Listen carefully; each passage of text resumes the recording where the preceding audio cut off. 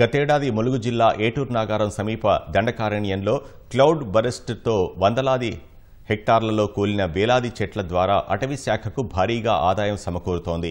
ప్రకృతి సృష్టించిన విపత్తుకు 2024 ఆగస్టు 31న దాదాపు 800 ఎకరాల్లో అటవీ సంపద నేలకొరిగింది. వందల ఏళ్ల వయసున్న భారీ వృక్షాలు కూకటి వేళ్లతో సహా ఒరిగాయి.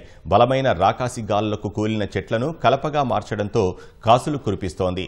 నల్లమద్ది, బండారు, బట్టగనం, జిట్రేగి, టేకు, నారేప కలప కొనేందుకు హైదరాబాద్, కరీంనగర్, వరంగల్తో పాటు ఆంధ్రప్రదేశ్లోని విజయవాడ, విశాఖపట్నం నుంచి కొనుగోలుదారులు భారీగా తరలివచ్చి అధిక ధర చెల్లించి కొంటున్నారు. ఈ ఏడాది జనవరి నుంచి మే 31 వరకు 18 దఫాలుగా చేపట్టిన వేలం వల్ల అటవీ శాఖకు 3.5 కోట్ల ఆదాయం సమకూరింది.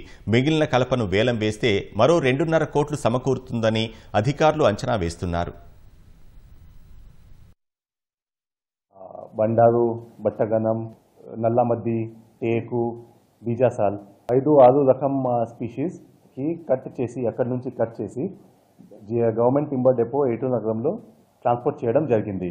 అక్కడ దొంగతనం కాకుండా చూడడానికి అక్కడ ఉన్న ఫ్యూల్ లోడ్ అంటే దాంతో ఫైర్ అవడానికి కూడా ఛాన్స్ ఉంటుంది.